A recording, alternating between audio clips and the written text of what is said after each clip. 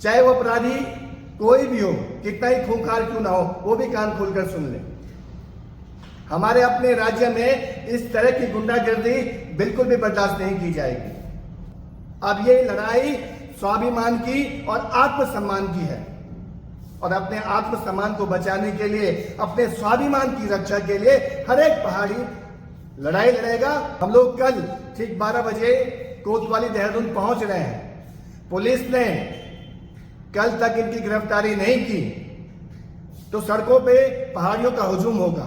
Sir यही वजह है कि ये हमें काम नहीं करने दे रहे कि ये गढ़वाली लोग हैं तो इनकी सुनी ना जाए, क्योंकि वहाँ पे अपने खुली आम इनकी बदमाशियाँ चल रही है सर।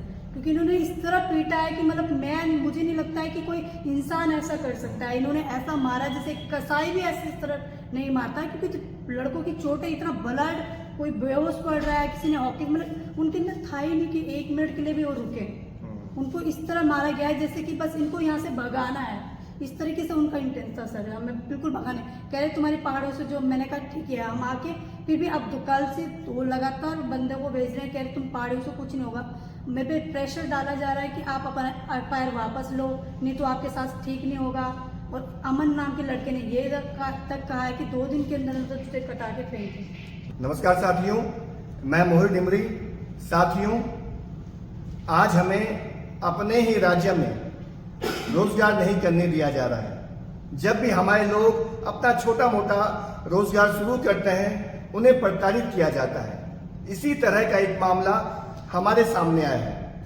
आप मेरे साथ में देख सकते हैं, हमारी छोटी बहन अंजू नौटियाल जो पलटन बाजार में बुटीक का काम करती हैं। इन्हें किस हद तक परेशान किया जा रहा है, अभी हमारी बहन आपके सामने अपनी बातें रखेंगे। इनके साथ क्या कुछ नहीं हुआ, इनके कर्मचारियों के साथ कितनी अमानवीय घटना हुई, ये सब आपके सामने रखेंगे।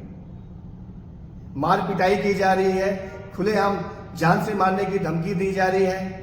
किसी तरह पुलिस ने मामला दर्ज किया, अब जो एफआईआर हुई है उसको वापस लेने का दबाव बनाया जा रहा है। लेकिन दुख इस बात का है, पुलिस अभी तक जो अपराधी हैं उनको गिरफ्तार नहीं कर पाई है। साथियों, ये बड़ा दुर्भाग्यपूर्ण विषय है। हमारे अपने राज्य में हमारे अपने लोगों को न्याय नहीं मिल पा रहा है।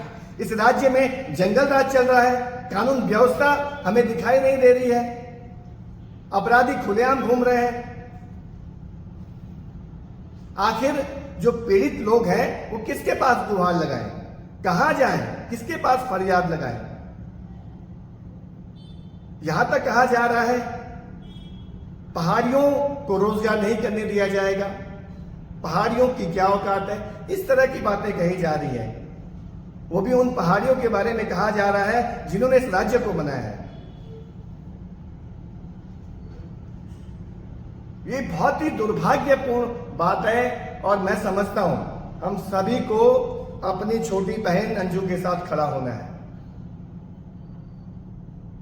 कल हम लोग ठीक 12 बजे देहरादून कोतवाली पहुंच रहे हैं, तो आप लोग भी वहां पहुंचेंगे। हम वहां पर पुलिस के अधिकारियों से पूछेंगे आखिर अभी तक गिरफ्तारी क्यों नहीं हुई है।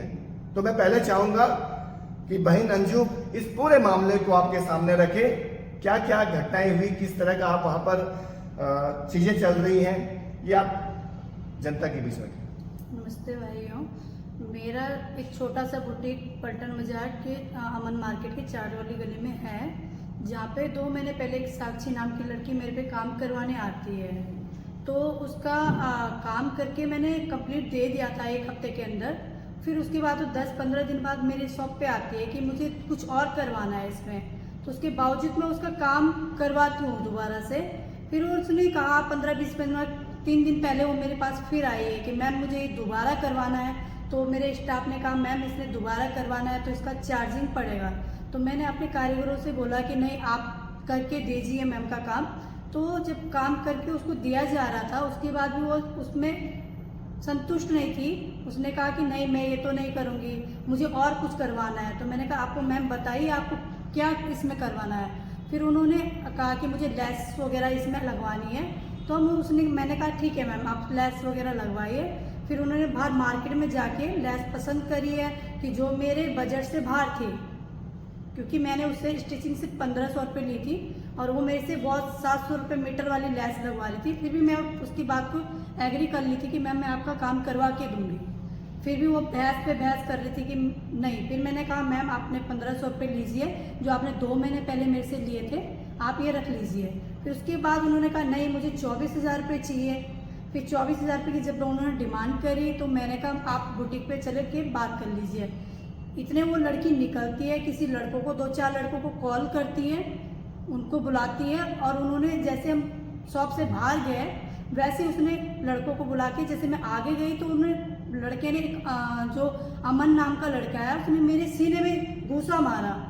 ठीक है, फिर उसके बाद जो मेरा स्टाफ था वो मेरे बचाव के लिए जो मेरे पास साथ आया था वहाँ पे उसने उसको भी मारा तो उसको ये वाला हैंड यहाँ से फ्रैक्चर कर दिया।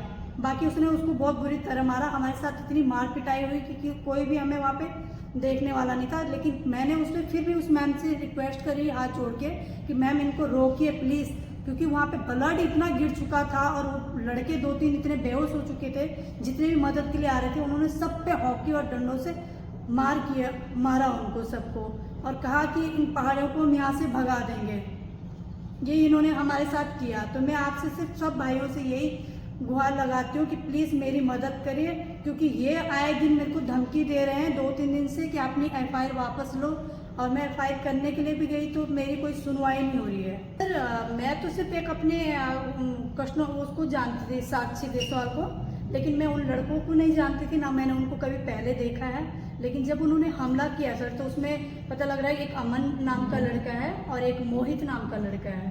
तो इन दोनों ने मतलब इतनी बेरहमी से मारा है कि मतलब लग ही नहीं रहा था कि इनके अंदर कोई इंसानियत है। मैं माफ़ी मांगती रही इनसे कि आप बैठ के बात कर ले, पर लेकिन इनके हाथ नहीं रुके। इन्होंने मेरे पूरे स्टाफ की इतनी बुरी तरह पिटाई कर रही थी कि अभी मेरे पास सारे फोटोज जो CCTV कैमरे हैं सारे फोटोज मेरे पास है सर, और सारे वो भी हैं, मेडिकल वगैरह मैंने उनका करवाया था तो मेडिकल भी है सर मेरे पास अभी। तो बहन मैं आपसे यही कहना चाहूँगा कि आपको बिल्कुल भी डरने की जरूरत नहीं है, बिल्कुल घबराने की आवश्यकता नहीं है। हम सभी लोग आपके साथ खड़े हैं। स्पष्ट तौर पर कहना चाहता हूँ, पहाड़ियों को कमजोर समझने की भूल बिल्कुल भी मत करना। हम सब लोग जितने पहाड़ी हैं, चाहे वो देश के किसी भी कोने में हो, चाहे विदेश में कहीं भी हो, चाहे उत्तराखंड के किसी भी हिस्से में हो, हम सब लोग जहां जहां भी हमारे लोगों पर इस तरह की कोई घटना होगी, उनके साथ ऐसा व्यवहार होगा, हम इसको बिल्कुल भी बर्दाश्त नहीं करेंगे। चाहे वो अपराधी कोई भी हो, कितना ही खूंखार क्यों ना हो, वो भी कान खोलकर सुन ले। हमारे अपने राज्य में इस तरह की गुंडागर्दी बिल्कुल भी बर्दाश्त नहीं की जाएगी। उत्तराखंड के पहाड़ी वो लोग हैं जिन्होंने अपना खून बहाकर इस राज्य का निर्माण किया है।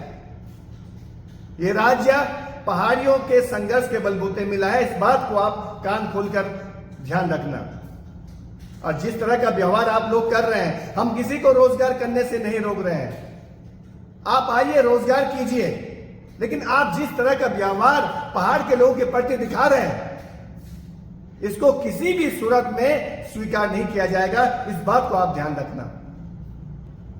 हम लोग कल ठीक 12 बजे कोतवाली देहरादून पहुंच रहे हैं।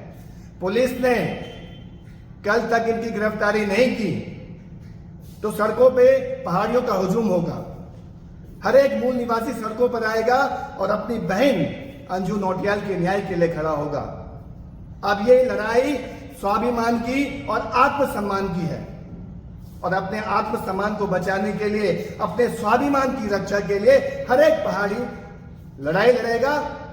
और मैं कहना चाहता हूं, किसी भी हिस्से में हमारे अपने लोगों के साथ ऐसी घटनाएं होती हैं तो हम उनके साथ डट कर खड़े रहेंगे। वो अपने को कमजोर ना समझें, अपने लिए खड़े हों, अपने लिए आवाज उठाएं, बिल्कुल भी नहीं डरना है। जो भी अपराध करेगा उसके लिए जेल की सलाखें हैं, उसको जेल की सलाखों के पीछे हम लोग भेज कर रहेंगे। तो मैं आप सभी से पुनः निवेदन करना चाहता हूं, कल ठीक 12 बजे कोतवाली देहरादून में पहुंचे और हम लोग वहां पर घेराव करेंगे और मांग करेंगे इन